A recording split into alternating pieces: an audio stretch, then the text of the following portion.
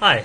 Welcome to the next next lecture on music and math. So, uh, maybe just a little bit of a review where we were last time. So last time, what we did, we were mostly talking about how to solve this sort of simpler version of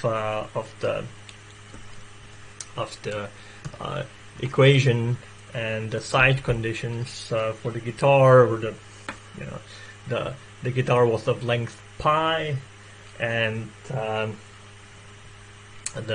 you know, the the tension over the linear density was 1. That's the c squared was 1, right? So it was just a simpler sort of version, right, which it doesn't have all the different constants in there, just to see what we're getting. And we noticed, one of the things that we noticed is that in the solution we got maybe, let me, the solution looked like this. Right, the general solution to these equations. So we got we basically got it was all these different waves put together. So all these different sounds coming together. We got the lowest frequency term because it vibrates as sine of t. So with some, we call it the fundamental frequency. And then it's some piece of the solution that vibrates with twice that, 3 times that, 4 times that, 5 times that, and so on. So you get the entire called harmonic series, that you get every multiple of the fundamental. So the guitar, when you pluck a string, you actually hear every multiple of the fundamental frequency, some multiple of it, and it depends on what you hear, as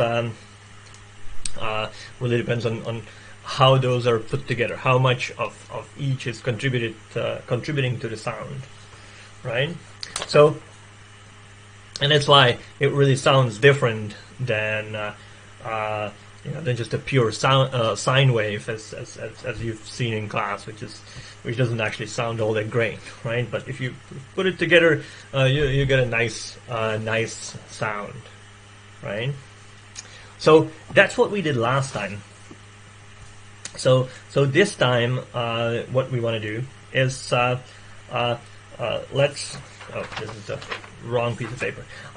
So let's look at the more general version, or the most general that we're going to look at, and it's that's this, where c squared is t over p. So, and c is, as we saw, that it's really the speed at which these waves move. Sometimes just in the real world, it would be maybe the speed of light if you're talking about the universe. But if you're talking about a guitar, it's the c squared is the tension over the linear density of the string, right? So tension is how you tighten up the string, and the linear density, it's how heavy the string is. Then you also have this L, which before it was pi, but now we're also changing the length, right? So now we see how these 3 things that we can change on the guitar. I can change the I can retune. Now I actually have an actual guitar over here. So if I change the move the tuning pegs, right? I can tighten or loosen the string. That's gonna change the frequency. It's also I can play different strings, right? You can see that this one is a lot heavier. Let me focus on that. This one is a lot heavier than this one, right? And so this one plays a low note. This one plays a high note, right? So that's the row. That's the linear density. There's more material per unit length on the heavy string than there is on the really light string, right? And finally, there's the length, right? I mean, maybe it's let me. This is slightly upside down. Maybe not just slightly upside down, completely upside down. So it's maybe I wanna. So here, if we have on the guitar, normally if I play the string without holding anything, so I'm playing the low E string. If I play it without holding anything, it plays. It's all the way from the bridge, all the way to the nut. So that's the length of the string. But I can change the length by pressing down somewhere, and that plays a different note. Right? For example, over here, I'm holding it exactly at 1/2, as over here. So we want to figure out how does that, how does it really impact the sound? What sort of what sort of notes I get out of out of the strings as I change these parameters, right? All right. So let's look at back over here.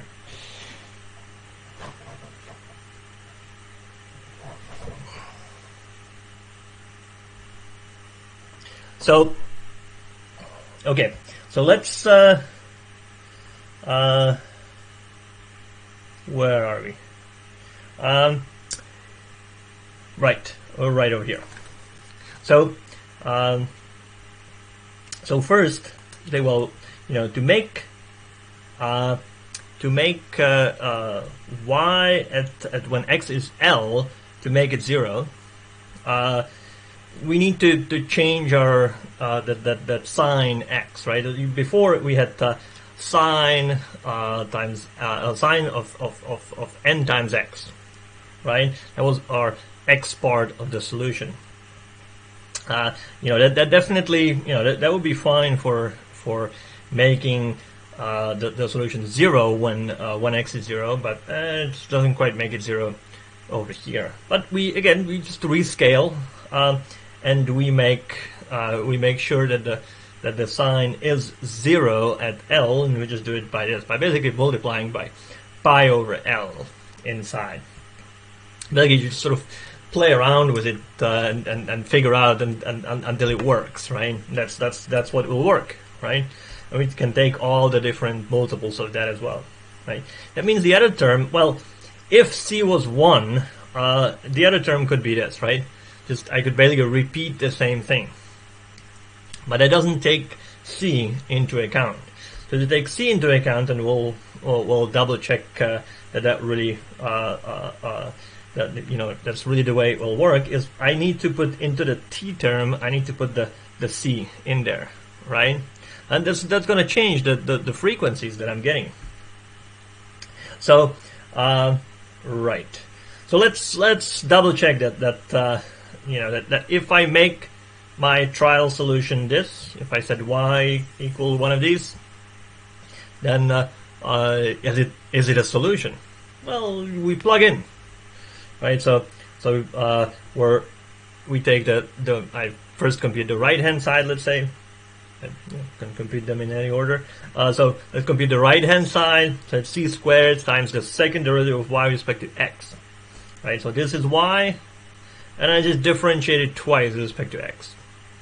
And when I differentiate it twice, the sign becomes minus sign, and then I have to apply chain rule twice, right? So everything out here will come out with twice. I'll get this times this again, so it comes out with a square, right? So that's why I'm getting all these squares over here. The minus sign is because, well, the second derivative of sine is minus sine. right? And the c squared, well, that's this c squared, right? And this guy, differential with respect to x. So this only depends on t. There is no x dependence over here. So this is the second derivative with respect to x times c squared. And you can I can put those together. So this is the constant that I get out in front. Now for the t derivative, it's basically the same thing, but now I'm differentiating this second part, and so a c squared comes out of taking two derivatives over here, right? And so I get again minus. That's from the sign. I get square of this thing, right? Which is this, just because I take two derivatives and I have to apply chain rule twice, and this thing is equal to this thing, right? So that means that this is a solution to this equation, and I've set it up so that it solves both of these conditions, right? That's how we set up the x part of this, right? The part in space, right? This is the space part. This is the time part. Okay. So, and again, just like last time, what we do is we can add up these solutions. We can put them together, right? Different sounds playing at the same time. That's fine. We just add them up. There's still going to be solutions to this. And so our solution is this infinite series. And it's the same thing as before, except now we have these constants in there. Otherwise it's the same thing, right? There's just this pi over L and c pi over L, 2 pi over L, 2c pi over L, and so on, right? But again, the things that are vibrating, the things that you hear are these terms, right? All put together with some B1, B2, and B3, and so on, B4, B5. Those are all some constants. That's how loud each one of these contributions is, right? Now the fundamental frequency, that's really that's the note of that string. That's when I play. You really sort of, your brain is hearing the fundamental, right? And sort of the higher, the other overtones really modify that frequency, how it sounds, right? So you're really hearing the fundamental. The fundamental is this part of it, right? It's from the first term, right?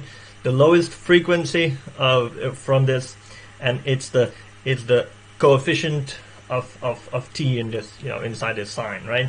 So this is the fundamental frequency, right? Well, this is the angular frequency, so it's in terms of radians per second, which is a little weird. Where's something going about a circle, right? Well, as we saw, I mean, the circle does come up in, for example, in the when we had the bucket on the spring, we saw that's basically like watching a spinning circle from the side, right? So that's why you see a sine wave, right? So those are the that's where the radians come in. So if I want in hertz, I have to divide this by 2 pi. So it's really this I get this guy, right? Which is really 1 over 2 pi times this, right? That's what that is. So it's this is the frequency in hertz, right? If we're in the MKS units, then in hertz, that's the frequency that we're getting. And see, well, this was this speed of light. That's not really what we have. We have tension. We have the tuning pegs, and we have rho, and we don't really have c, right? So let's plug that in. So we have c squared is t over rho. So c is square root of t over square root of rho, or the square root of t over rho, right? So if I plug that into here, I get finally this thing. So that's the fundamental frequency that that we hear, right? This guy, right? So if you know, let's look at how this frequency changes as we're changing the different different. Let me move this over here so that you can see it. So how does this change as we change T, L, and rho? So let's again maybe see how.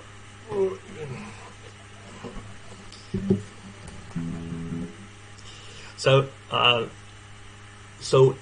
let's start with L. That's the simplest one of the. Maybe go a little further so you can see more of the guitar. So let's see how L changes. So this is the low E string, right? And now L is in the denominator. If I halve the length, that means if I hold the string on the fret that's halfway across, I should get something an octave up.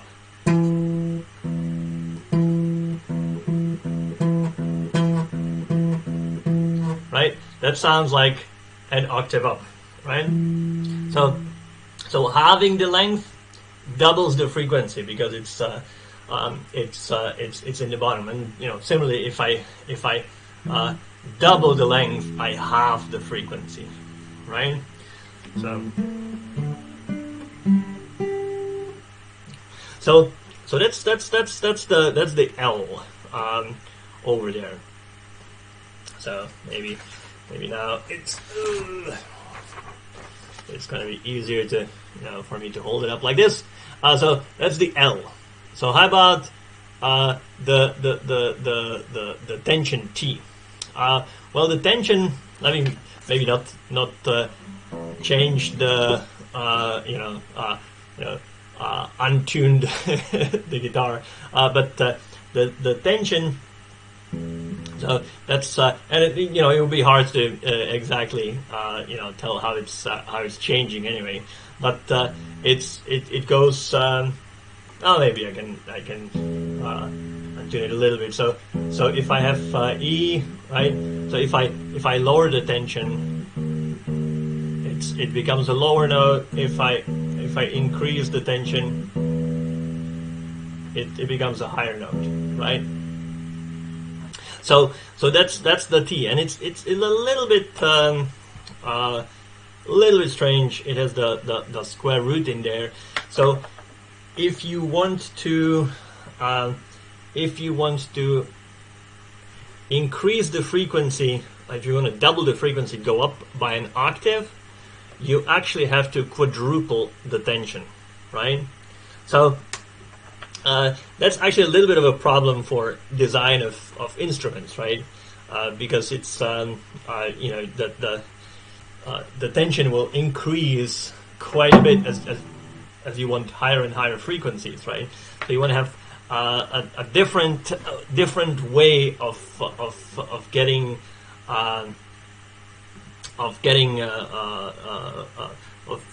different frequencies than just the tuning pegs, right? That's why we have different strings on the guitar, right? That's why we moved. We use the length is an easier thing than changing the tension, right? The tension is really used only for fine tuning the thing, right? So we get to the approximately where we want to be by and we know what the tension should be, because if the tension is too low, it's not gonna it's gonna vibrate off of other things. So there's various reasons for making the tension approximately something, and then we don't want to change it too much, because it doesn't work that well anyway for large changes in frequency because of that square root. Then we have the row, right? We have the row over here, and the row is the linear density of the string, right? And it's 1 over the square root of the row, right? So again, it goes up as the square root. Right? Well, it's actually inversely proportional. So if I have so if you look at the strings, right, just like before, the way it's usually done. It didn't quite focus. It's the way it's usually done is that the low strings are thicker, and that's you put more material onto it, and so you increase the amount of material per unit length, and that way you lower the frequency, right? You have to again to halve the frequency, you have to increase the amount of material by 4 times. You have to quadruple the amount of material. But this is actually where the where real life actually saves us a little bit. I have it over here. Well, let's. I'm basically just talking about that. Let me just write it on here. How does this work? How does the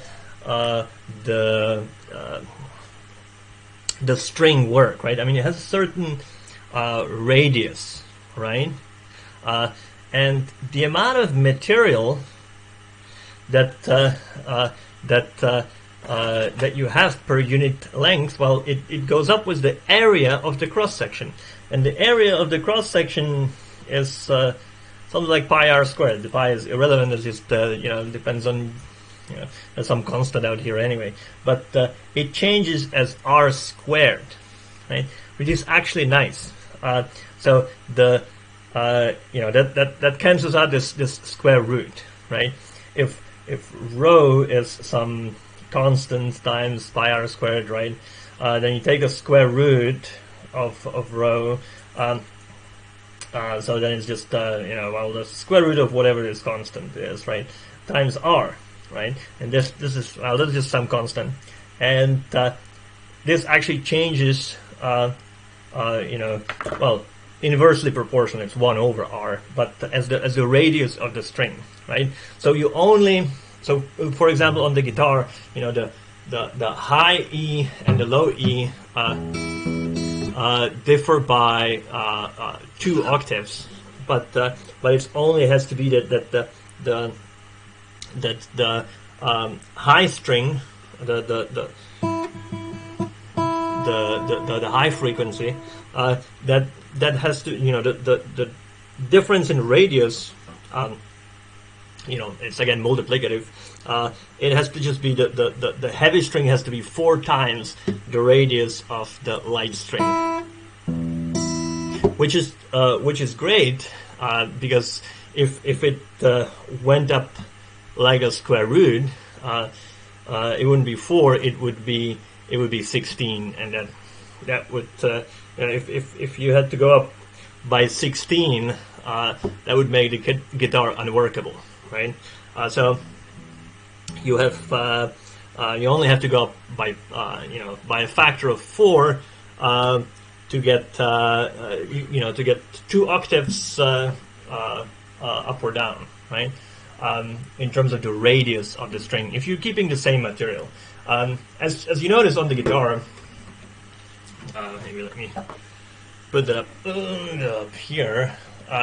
You can see that these sort of low strings are actually wound for even at it's a different material than this. So it's not quite exactly. It's just making the radius 4 times as much. It's also changing the material and the winding is another way of there's a good reason for making these things wound rather than making them out of a solid piece of metal. There are other ways of achieving this. You could make it out of different materials, different metals for a metal string guitar. If you have nylon strings, so usually for the heavy strings, the nylon would be sort of too thick. It's to really sound good. So you actually also have nylon strings which are wound with metal to increase the row, right? So there's various ways that you can increase the row, but it's actually the fact that we live in 3 dimensions is actually pretty good, because if we lived in 2 dimensions, we wouldn't have guitars, right? So that's a good thing about having a 3-dimensional 3-dimensional world. Well, there's other good things about having 3-dimensional world. All right, so now just as a sort of remark, what we did was we made this simplifying assumption, right, on our solution, and so that actually that made certain solution disappear.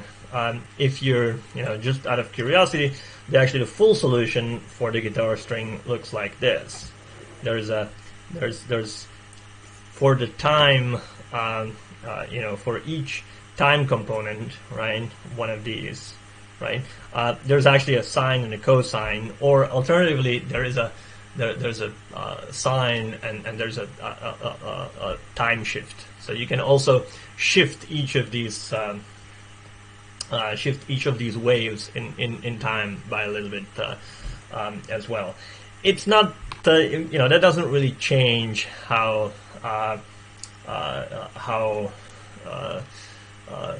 the thing sounds, really, because we're really just sort of putting these together. There's a little bit of a difference, but the main thing is about which frequency components you're getting mixed at the same time, rather than exactly how they're shifted in time. It's not going to make as much of a difference in the sound. So it's that's really what it should be. But to study what sort of sounds can you make out of the guitar, you don't necessarily need this whole thing. And if you check a lot of places that allow you to make to construct of the waveform and make the make noise. Like we have a link on the website for one of these things. They usually just give you just this series with just the sines, because essentially that's sort of all you need. All right, so we're that's up to here, and we're gonna I'm not gonna do the vibrating rigid beam today, just so that we don't sort of overload you guys. Was too much information, right? But that's another example of basically how a xylophone works, and it's just to show you that you can get changing these equations a little bit actually changes quite a bit what sort of sound that you get.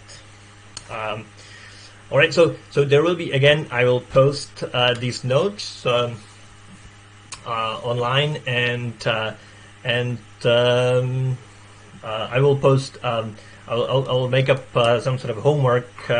I'll try to keep it. We'll try to keep it light. Just because of